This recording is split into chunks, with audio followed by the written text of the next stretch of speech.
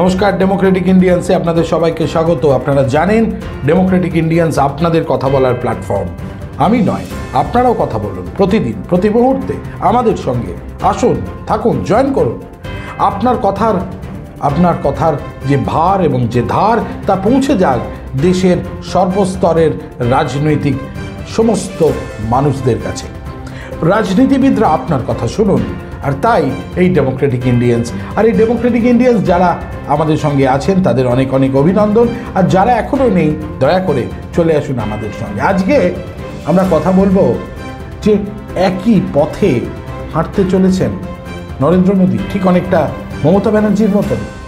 কি করবেন? গত কয়েকদিন ধরে অনেক জল্পনা কল্পনার অবসানের পর দেশের প্রধানমন্ত্রী হিসেবে শপথ গ্রহণ করবেন নরেন্দ্র মোদী এই আগামী 9 জুন ঠিক সন্ধ্যে 6টায়, এবং সেই শপথ বাক্য পাঠ করাবেন দেশের রাষ্ট্রপতি দ্রৌপদী মুর্মু। বিষয়টা এখনো পর্যন্ত খুব সঠিক স্বাভাবিক পদ্ধতিতে, কোথাও কোনো সমস্যা নেই। এবং আজকে জেডিইউ এবং জেডিইউ এর পাশাপাশি চন্দ্রবাবু নাইডু অর্থাৎ এই যে টিডিপি, তারা দুজনেই পাশে বসে দেশের মানুষকে জানিয়ে দিয়েছেন তারা এই সরকারের সাথে আছেন, অর্থাৎ এনডিএর সঙ্গে আছেন। এর পাশাপাশি আপনারা যারা আপনার মতন সাধারণ মানুষ, তারা যারা একটু খোঁজ খবর রাখেন, আপনারাও নিশ্চয়ই সূচকের দিকেও নজর রেখেছেন। সেই সূচক কিন্তু আপনাকে আমাকে ইতিমধ্যে জানিয়ে দিয়েছে তার পতন হয়নি। ফলে এটা কনফার্ম যে অর্থনৈতিক যে ব্যবস্থা দেশের, তা এই মুহূর্তে স্টেবল। সুতরাং কথা বলাই যায় যে আগামী 9 তারিখ 18তম যে লোকসভা তৈরি হতে চলেছে, সেই লোকসভা অনেক কিছু করে দেখানোর আছে, এমনটাই বলছেন দেশের আগামী ভাবী প্রধানমন্ত্রী। যে কথা বলবার তা হলো, ইতিমধ্যেই বেশ কয়েকটি বিষয় নিয়ে প্রশ্ন উঠেছে। কিরম প্রশ্ন উঠেছে? কারা কোন দপ্তর পাবেন বা কোন দপ্তর নেবেন, তাই নিয়ে প্রশ্ন বারবার জটিল এবং জোরালো হয়ে উঠছে। এই টিডিপি বা জেডিইউ এর যে দুই নেতা, অর্থাৎ নীতিশ কুমার এবং অন্যদিকে চন্দ্রবাবু নাইডু, এরা দুজনেই কোন মন্ত্রিত্ব চেয়ে বসেন বা চাইবেন, এই নিয়ে জল্পনা কল্পনার শেষ নেই। দেশের স্বরাষ্ট্রমন্ত্রী অমিত শাহ গত টার্মেও তার নিজের কাজ দেখিয়েছেন। ফলে এবারের যে এনডিএ জোট, তাতে যেহেতু সংখ্যাগরিষ্ঠভাবে বিজেপির অবস্থান নেই, তাই এই দুই নেতৃত্ব যারা প্রধানমন্ত্রী নরেন্দ্র মোদীর পাশে এসে দাঁড়িয়েছেন বা দাঁড়াচ্ছেন, তারা জানেন যে কোথায় কখন রফা করতে হয়। এর আগেও কিন্তু এদের সম্পর্কে গোটা দেশের মানুষ বারবার দেখেছেন এবং জানেন। প্রশ্নটা এখানে যে এত বছর ধরে যেভাবে দেশের শাসন ব্যবস্থা চালিয়ে নিয়ে যাচ্ছিলেন নরেন্দ্র মোদীজি, আগামী দিনে কি সেই দেশের পরিকাঠামোকে ঠিক সেভাবেই চালিয়ে নিয়ে যেতে পারবেন? হ্যাঁ, আজকের ভাষণে, আজকে যে এনডিএ জোটের যে মিটিং হয়েছে সর্বভারতীয়ভাবে, সেখানে দেখা গিয়েছে দেশের ভাবী প্রধানমন্ত্রীকে আশ্বস্ত করেছেন নীতিশ কুমার। তিনি বলেছেন যে আগামীবার আবার যখন তিনি ভোটে জিতে আসবেন, সবাইকে হারিয়ে দিয়ে আসবেন, অর্থাৎ সংখ্যাগরিষ্ঠভাবে আসবেন।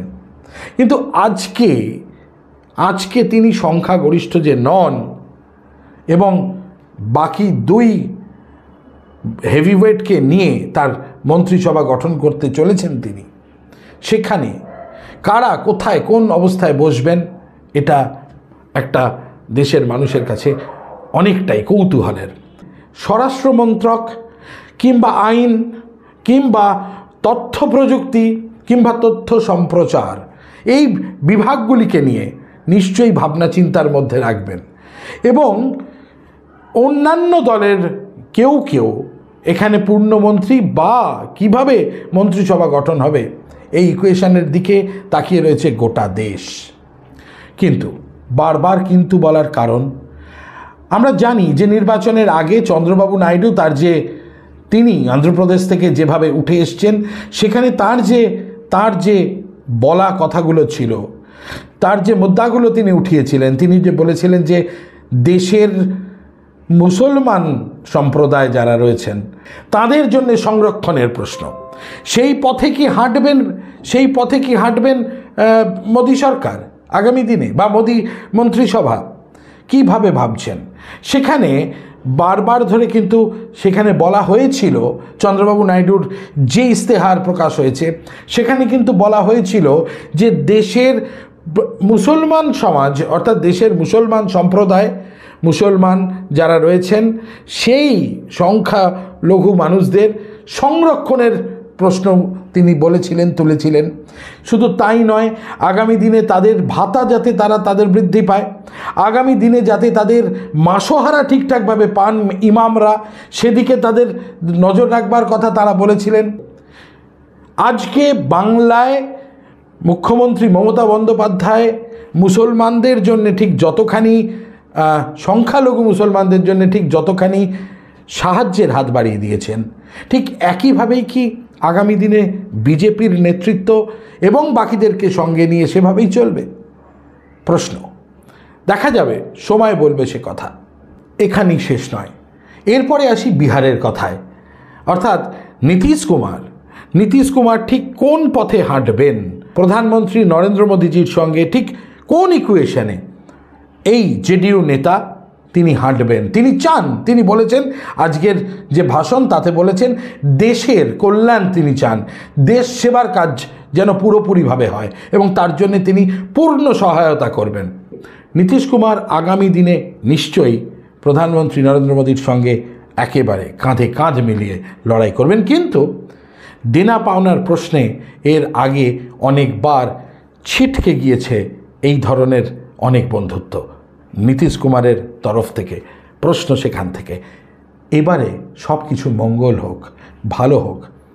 যখন আগামী দিনের ভাবি প্রধানমন্ত্রীজি তিনি রাষ্ট্রপতি ভবনে গিয়েছেন, রাষ্ট্রপতির সঙ্গে দেখা করেছেন দ্রৌপদী মুর্মুর সাথে, গত 2 টার্মেই মোদিজির সরকার এভাবেই এনডিএ সরকার তারা সরকার গঠন করেছে, এবারেও তারা সেই সরকার গঠন করতে চলেছে। শুধু তাই নয়, এবারের সরকার আরও অনেক বেশি ফোকাসড এবং আরও অনেক বেশি বিষয়গুলি নিয়ে কাজ করবে, দেশের উন্নয়ন নিয়ে ভাববে। ভাবি প্রধানমন্ত্রী নরেন্দ্র মোদী তিনি ইতিমধ্যে এনডিএকে ভাগ করেছেন 3টে ভাগে। তিনি বলছেন N for new India, D for developed India, আর 3 অ্যাসপিরেশনাল ইন্ডিয়া। অর্থাৎ আগামী দিনে ভ্রষ্টাচার, দুর্নীতি সেগুলি নিয়ে নিশ্চয়ই তিনি কথা বলবেন, আমরা আশা করব। ভ্রষ্টাচার দুর্নীতি মুক্ত একটা দেশ তৈরি হবে, এই কথা যেমনি তিনি বারবার বলেছেন। বিকশিত ভারত, সেই বিকশিত ভারতের কথা তিনি নিশ্চয়ই আবারও নতুনভাবে ভারতকে তুলে ধরবার চেষ্টা করবেন, এই কথা নিশ্চয়ই ভাবব। তবে ওই যে বললাম, শরিক দলেরা যারা সঙ্গে রয়েছেন তাদের ভূমিকা অত্যন্ত গুরুত্বপূর্ণ। আর ঠিক সেই জায়গা থেকে অবশ্য বাকিরা বলেছেন তারা পাশে আছেন, কিন্তু নতুন ভারত, ডেভেলপড ভারত অর্থাৎ উন্নততর ভারত এবং অ্যাসপিরেশনাল ইন্ডিয়া অর্থাৎ আরও সামনে এগিয়ে যাবার স্বপ্ন নিয়ে চলা ভারত, দেখা যাক আগামী দিন ঠিক কেমন হয়। আজ এ পর্যন্তই, নমস্কার।